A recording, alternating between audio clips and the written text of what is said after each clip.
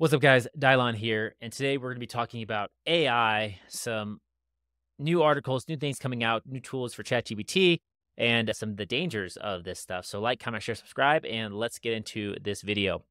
So, first article I want to talk about is this one. It is on Zero Hedge, and it is called OpenAI launches web crawler GPT bot amid plans for GPT-5. And that's the first one to say is like, the internet's already smart. Look at all those snowboard boots and ski boots and bindings and stuff. The retargeting cookies and stuff they have on ads. They're able to do some pretty amazing things. The reason why I highlight that is it doesn't take AI to tailor ads on certain websites based on your browsing history. And so one thing that I want to say, and I'm not saying that AI isn't a threat, AI isn't necessarily here, but one comment I want to pose to you: if it was so intelligent, why do you need all these custom prompts and finagling? Like, if you ever play with ChatGPT, like, you gotta be pretty strategic with your questions to get to spit out an answer that is adequate. And so I think one thing to keep in mind is that while these are tools right now and they're very powerful and they've shown to do some cool things, they're not quite there yet. Now, we could be dealing with a fold before a fold. And what I'm talking about is an exponential pattern where it's a doubling pattern. With exponential patterns is you don't really realize how fast it's growing. So it's if you, what was it? If you folded a piece of, I think the Jeff Booth thing is, if you folded a piece of paper 50 times, how thick would it be? Assuming you could fold it in half 50 times. So you're basically doubling the thickness of the paper 50 times. And when people guess, they're always like a couple inches, maybe a couple feet, whatnot. But it would actually go from here to the sun. And fold 49, the second to last fold, the piece of paper would be half as thick. So it'd be here to halfway to the sun. And that final fold completes the total distance from halfway to the sun, which is the total amount of all the other folds. So exponential patterns, they grow very quickly. And so things can look like they're not progressing, but they can actually be progressing a lot, but just you not realizing they can do these big jumps. And the further these exponential patterns go, the bigger the jumps that they go. So I will say right now, these tools, they're not really smart. They're not really intelligent. They're sophisticated language learning models, but the fact that you have to ask it like these complicated questions and strategic prompts in order to get answers, it just shows to me that they aren't quite there. Because if it was truly intelligent, and I'll get into the article in a minute, but if it was truly intelligent, it would be able to get what you're asking. You could basically put a little bit of information with it or just have a quick conversation. It would probably just have a conversation with you and ask you for your social media stuff, maybe your resume, maybe do a quick interview with you.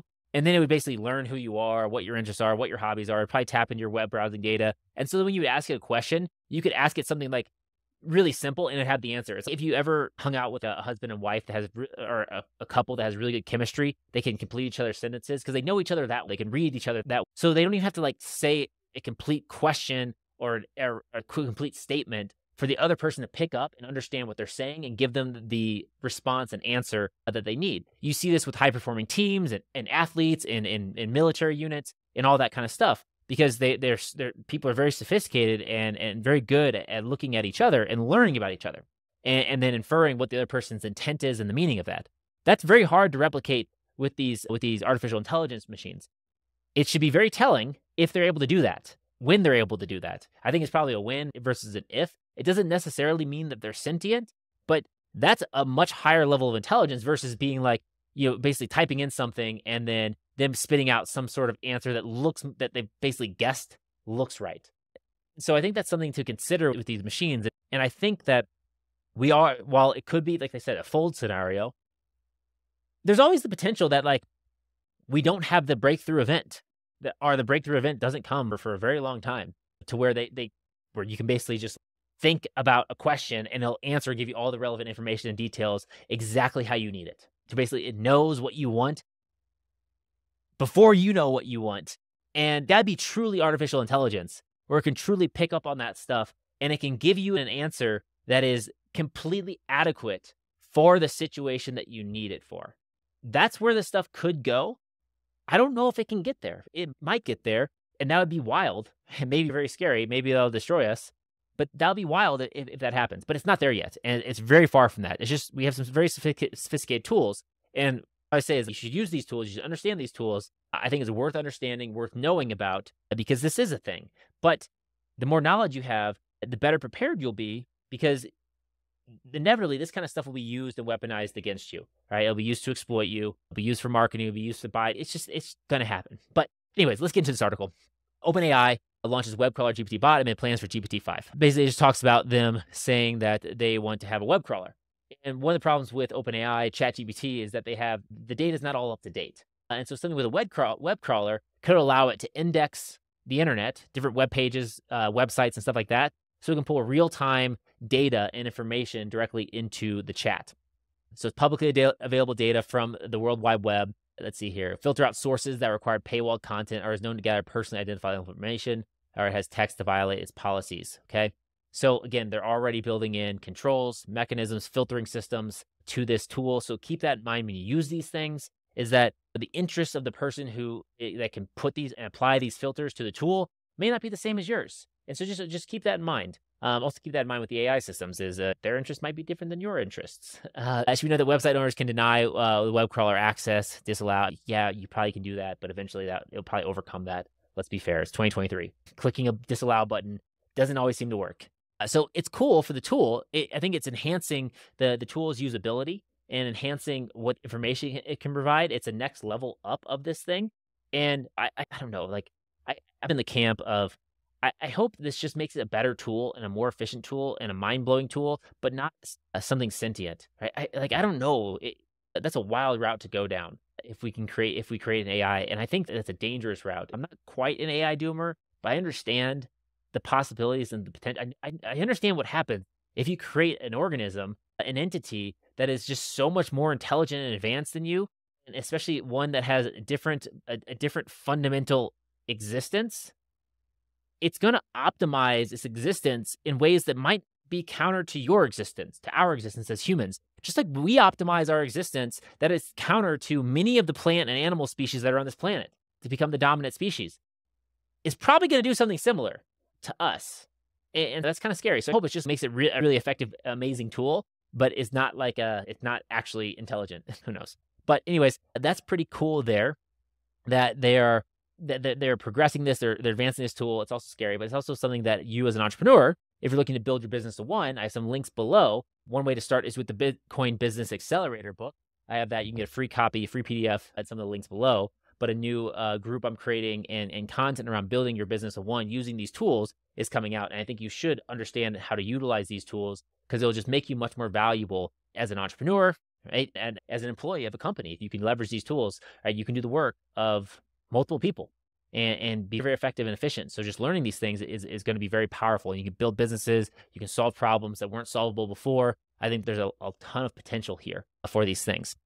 So keep that in mind there. And so with this said, it's cool that they're doing this, scary, but cool. Let's move on to the next thing, is that artificial intelligence meets artificial regulation. So let's go down here. It says last month, the Biden administration marshaled executives from Google. I'm going to stop this video thing there. From Google, Amazon, Microsoft, Meta, OpenAI, Anthropic, and Inflection to the White House to sign a voluntary agreement that, among other things, would subject their AI systems to audits before public release and require data sharing with the government and academics. The saying is, hey, we're from the government. We're here to help. This is this is what's happening there. And it says, but of course, the agreement was anything but voluntary. Okay? You can read more of this article, but basically, if AI is a tool, and if it is a powerful tool, who wants to have the most powerful tools and resources, right? The United States government, the United States military. And it is strategic. You want that. You don't want someone else to have the most powerful tools and resources. So it makes sense the government will come in here and be like, hey, we're going to invite you to come on over and comply with this thing that is going to make everyone better. It's going to be good for everyone. Yes and no, right? They're doing it as a way to control. And they're basically doing it as a way to say, hey, this is a serious thing. This has a lot of potential. And we are just going to make sure that you play ball. It's basically what they're saying. And if you don't think they do that, read more, learn more. I read a book. I'm forgetting the name of the book, but it was basically about how the government invested millions of dollars studying remote viewing and ESP and stuff like that, because they thought there was signs and evidence that it was real. I think the conclusion of the book, and I think it's fairly conclusive, that there's potential ESP and remote viewing capabilities of people that have those capabilities out there. While it's not always 100% accurate, it's a thing that happens, and that they can't quite falsify it, or they can't quite prove that people don't have those abilities. They can prove that there's something going on, and they can't understand how exactly the people are able to do this. That was the conclusion of the book. But the point is that they actually invested millions of dollars, set up different units, different studies, different tests and experiments to study this stuff. The book was called Phenomena, I think, by Ann Jacobson.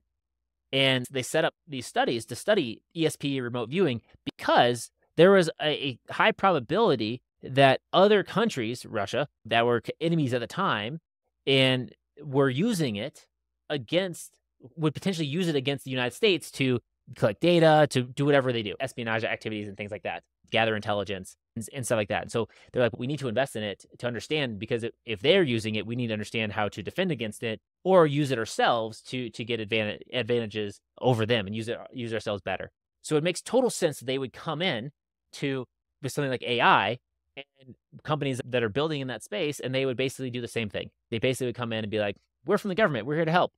Hint, hint, wink, wink, nudge, nudge, follow our rules or else. Right? And so it makes sense. And more of this stuff is going to come out, and just keep looking out for more and more articles on this, and just know that because stuff like this is happening, these companies are allowed to launch products, and they're allowed to do stuff like that. There's a reason why they're going to be allowed to do that. There's a reason why that's going to happen. There's people that are already moving their way behind the scenes to wrestle control, to have influence over the direction that these platforms go.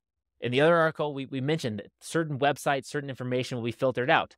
What websites? What information? What's going to be filtered? Okay, those are key questions. Who's going to do the filtering? What biases are going to creep their way into these systems? That's going to happen. And so just know when you use this stuff, just know that those scenarios, those dynamics are at play. And so just always, if you're using these tools, if you're using these resources, and I recommend that you do and check them out, especially right now, just know that there can be bias behind the scenes for these things. And as they grow and as they get more integrated with more of the different web tools out there, how many of you guys use Siri or Google or whatever? They're going to integrate like ChatGPT or a form of that instead of Siri. Like, why wouldn't they? Okay. That's basically what Siri is, but Siri is just annoying and she doesn't really do very good. But if they can integrate it with something like Siri, and she can customize everything, and she can be like I talked about before, where she basically knows you better than your spouse knows you, and you can just say something and she immediately knows what you want, how you want it, exactly what you're looking for. That's an amazing product. Of course, they're going to try to implement that kind of stuff, but just know that opens you up. If you depend on that, if you don't look at that product with a skeptical mind, right? If you just think it's completely harmless, then it leaves you open to manipulation, and it leaves you open to just believing things or doing things that may not be your own ideas. And suggestion. Just look at all these ads on the side. I've been looking at mountain bikes and ski stuff, and so all these are forms of manipulation. These are forms of suggestion.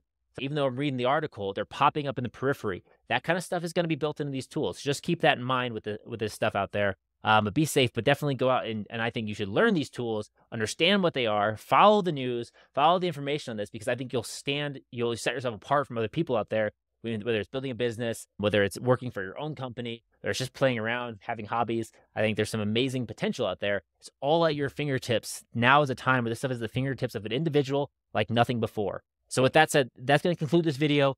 If you want to learn more about building your business to one, if you want to learn more about Bitcoin, starting your consulting business, definitely check out the links below. You can get a free copy of my Bitcoin Business Accelerator book, and make sure to join the Facebook group.